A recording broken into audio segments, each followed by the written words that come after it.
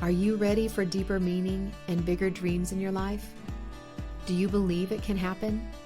Amy and LoriAnn are here to clear the confusion and help you live life full out, guided by your inner wisdom to create, amplify, and align you with your highest self. Are you ready to attract a divinely blessed life? This is Living in the Faith Frequency.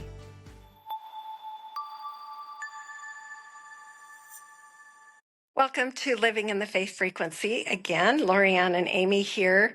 We are starting new beginnings, and that's what we wanted to talk about. And this whole year that we've been doing our podcast, it really has been about new beginnings, with Amy being able to go through the process that she's gone through, and even the process that my husband and I have gone through in all of the new beginnings that we've set.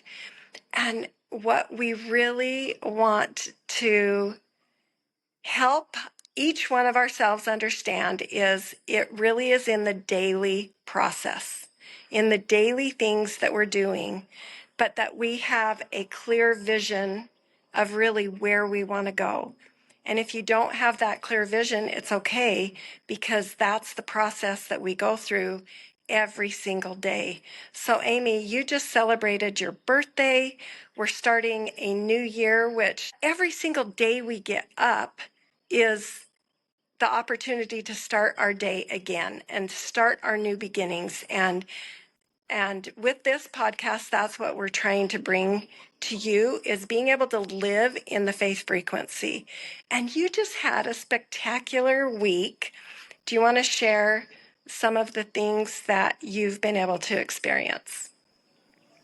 Yeah, my birthday is January 2nd. So I had Christmas, and then we got together with some friends for New Year's Eve. And then I threw a birthday party for myself and had friends and couples there to celebrate, and had a really wonderful week. And then when you come off of a high and you have a little bit of a mess that you have to clean up, sometimes it just hits you a little bit harder. And so I've been wanting to work on my vision board, and I was all excited about creating it. And then all of a sudden I'm like, I'm not really clear on what I want to create. And so, you know, I had to just sit with some discomfort, sit with some messes, sit with some overwhelm. There's lots of things that I'm wanting to get done, and it's not my favorite things that I want to do.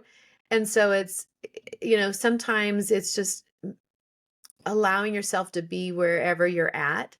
And that's what the new beginning is. Every day is a new beginning. And so last night I was actually going through my pictures for the last year, and I just created like highlights so I could remember all the trips that I took and the experiences and my people and friends and adventures that I had.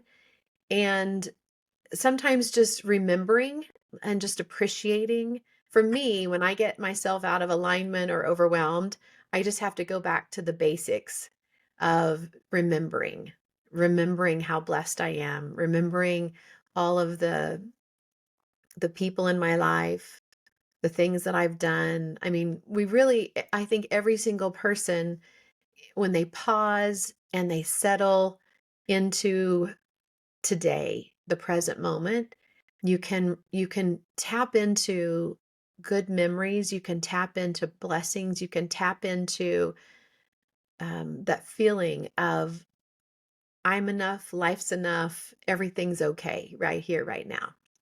And for me, when I get myself out of sorts, that's my work, is to bring myself back into the now moment and not try to force or push inspiration or clarity. Because right now I'm still in a transition period.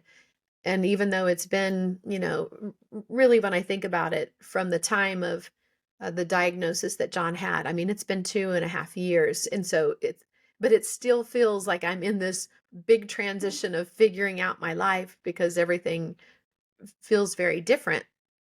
And it's not good, bad, right, or wrong, because life continues to go on, and my connection with him is still the same. just not physical, but the love and everything that I gained from it is still there. So it's how do you be in this present moment and appreciate where you're at, whether I'm sitting here in my office or like you're in the Dominican Republic and just went through this beautiful retreat. You're up on the mountains and had like no social media with your husband, and it's just been peaceful and horseback riding and all of the things, right? And Yeah. so it doesn't matter where you're at. It's how do you get yourself into this present moment and be at peace with where you are. So, I was talking about that with Karen, who is the retreat center owner here. And we were talking about that at breakfast this morning.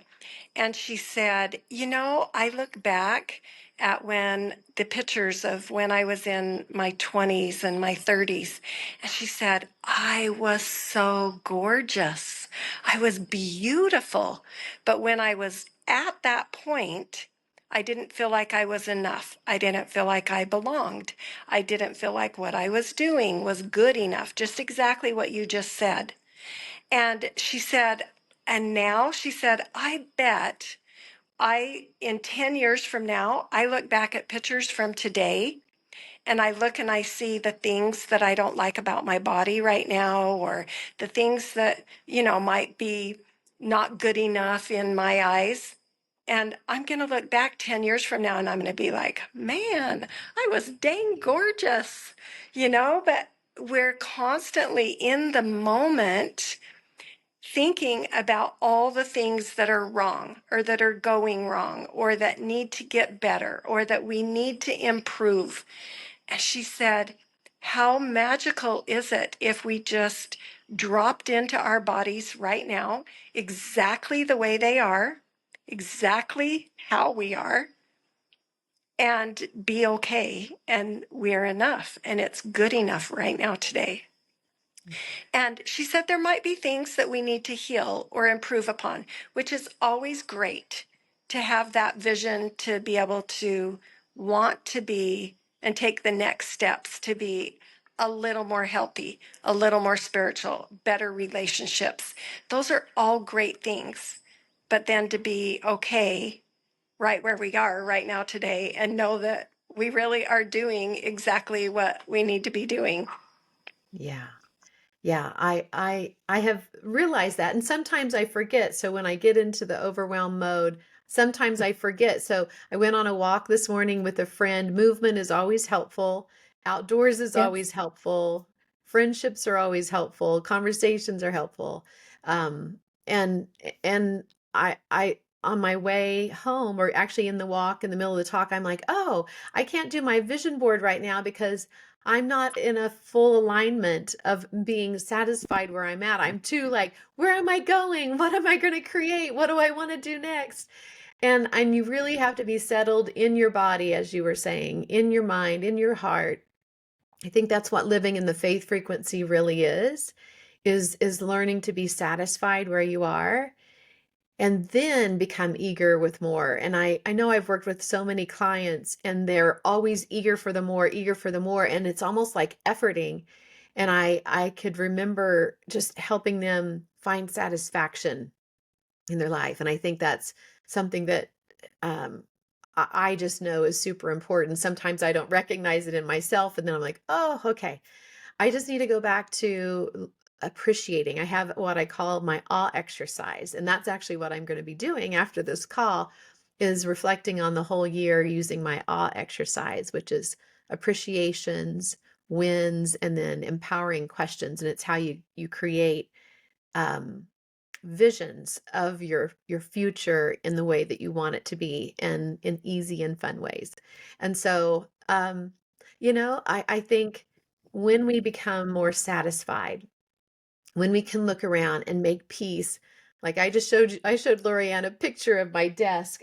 I'm also got a table up in my sunroom and it's covered with stuff for my vision board and I've been printing and my desk had papers everywhere and I felt really overwhelmed but when we can even find satisfaction in the mess, knowing everything is temporary, how we feel, the messes, the discombobulated states that we are in, everything is all temporary. And if we can just relax into it, we find this peace. And I think calming the nervous system for me is everything. And it's what I've studied and done work for over 18 years now on calming the nervous system and managing the energy and the thoughts and accessing this higher perspective that we all have access to. And how do we access the spiritual realm and live in the physical world? And it's a fine balance because it feels like it's two different worlds, but it's really about how do we integrate those two and keep moving forward and keep enjoying each day that we have here, and also knowing that it never ends. We have this everlasting life, and and how can we really be tuned in and turned on to our life, not anyone else's, but our own. And that's an inside job. That is an inside job. But when you get there, for me, that's when creativity starts happening and inspiration starts happening. And oh, this would excite me. And LoriAnn just shared with me where she's at this retreat. And just yesterday I was trying to figure out, I'm planning out my fun calendar and what do I want to do and where could I go and what's a new adventure, and I'm like, I think I want to go there. That sounds like fun. I'm going You to should play with come that here. idea. Yeah, maybe I'll put a retreat on there. Who wants to come on a retreat to the Dominican Republic Yeah. up in the mountains and ride on some horses and see these amazing views? So who knows? But we're just looking for what inspires us, and each person is different that we get inspiration from. But it's being willing to sit with ourselves and to appreciate, but also to ask the questions about, like, what else could excite me? What else would light me up? How could I serve and connect with others? Or how can I have new adventures? Like, you can't get it wrong. No. We truly are the creators of our own reality from the standpoint God gave us complete free will, and it's us lining up with what's in our heart.